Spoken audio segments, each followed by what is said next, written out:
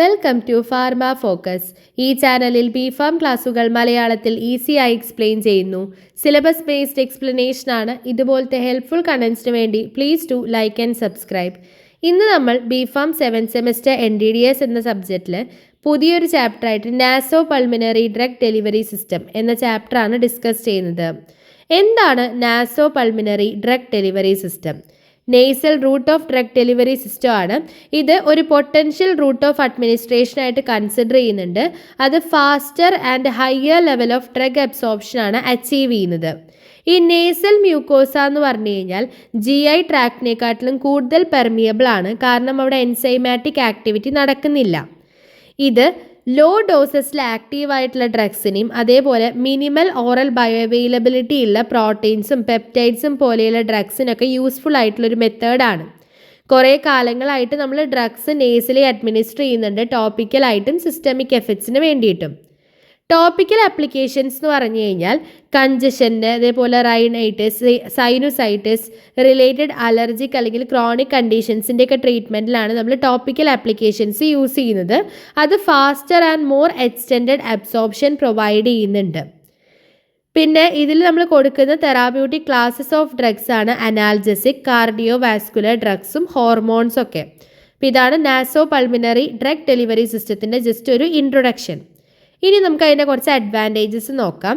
GI ട്രാക്റ്റിലുള്ള drug degradation avoid ചെയ്യുന്നുണ്ട്. Hepatic first pass metabolism avoid ചെയ്യാൻ പറ്റും. അതേപോലെ റാപ്പിഡ് ഡ്രഗ് അബ്സോർപ്ഷൻ ആണ് പ്രൊവൈഡ് ചെയ്യുന്നത്. Quick onset of action achieve ചെയ്യാൻ പറ്റും. ലാർജർ ഡ്രഗ് മോളിക്യൂൾസിൻ്റെ ഒക്കെ ബയോ അവൈലബിലിറ്റീനെ ഇംപ്രൂവ് ചെയ്യാൻ സാധിക്കുന്നുണ്ട്. പിന്നെ സ്മോളർ ഡ്രഗ് മോളിക്യൂൾസിൻ്റെ നേസൽ ബയോ അവൈലബിലിറ്റി ഇംപ്രൂവ് ചെയ്യുന്നുണ്ട്. ഓറലി അബ്സോർബ് ചെയ്യാത്ത ഡ്രഗ്സിന് നമുക്ക് എന്ത് ചെയ്യാം, നേസൽ റൂട്ട് വഴി അഡ്മിനിസ്റ്റർ ചെയ്യാം. പിന്നെ ലോങ് ടേം തെറാപ്പി ഒക്കെ പാരൻട്രൽ മെഡിക്കേഷൻസിനെ കമ്പയർ ചെയ്യുന്ന സമയത്ത് ലോങ് ടേം തെറാപ്പിക്ക് മോർ കൺവീനിയൻറ്റ് മെത്തേഡാണ് പേഷ്യൻസിന്. പിന്നെ GI ഫ്ലൂയിഡ്സിൽ അൺസ്റ്റേബിൾ ആയിട്ടുള്ള ഡ്രഗ്സിനൊക്കെ ഇത് സ്യൂട്ടബിൾ ആണ്. ഇത്രയാണ് അതിൻ്റെ അഡ്വാൻറ്റേജസ് വരുന്നത്. അടുത്തത് ലിമിറ്റേഷൻസ് ആണ്. ലിമിറ്റേഷൻസ് എന്ന് പറഞ്ഞു കഴിഞ്ഞാൽ ഈ അബ്സോർപ്ഷൻ എൻഹാൻസേഴ്സിൻ്റെ ഹിസ്റ്റോളജിക്കൽ ടോക്സിസിറ്റി ഉണ്ടാവാനുള്ള ചാൻസ് ഉണ്ട്. അത് ക്ലിയർലി എസ്റ്റാബ്ലിഷ് ചെയ്തിട്ടില്ല. പിന്നെ ഓറൽ ഡ്രഗ് ഡെലിവറി സിസ്റ്റത്തിനെ കമ്പയർ ചെയ്യുന്ന സമയത്ത് ലെസ് കൺവീനിയൻ്റ് ആണ് നേസൽ ഡ്രഗ് ഡെലിവറി. ഇനി നേസൽ ക്യാവിറ്റിക്ക് സ്മോൾ അബ്സോർപ്ഷൻ സർഫസ് ഏരിയ ആയിരിക്കും GI ട്രാക്റ്റിനെ കമ്പയർ ചെയ്യുമ്പോൾ. അതേപോലെ ലോക്കൽ സൈഡ് എഫക്ട്സ് ഉണ്ടാവാനുള്ള ചാൻസ് കൂടുതലാണ്. സീലിയയ്ക്കൊക്കെ ഇറിവേഴ്സിബിൾ ഡാമേജസ് ഉണ്ടാവാനുള്ള ചാൻസ് കൂടുതലാണ്. അതേപോലെ റെസ്പിറേറ്ററി ട്രാക്റ്റിൻ്റെ വേറെ പാർട്സിലോട്ട് മെക്കാനിക്കൽ ലോസ് ഓഫ് ഡ്രഗ്സ് ഉണ്ടാവാനുള്ള ചാൻസ് ഉണ്ട് ഇംപ്രോപ്പറായിട്ട് അഡ്മിനിസ്റ്റർ ചെയ്ത് കഴിഞ്ഞാൽ. ഇത്രയാണ് അതിൻ്റെ ലിമിറ്റേഷൻസ് വരുന്നത്.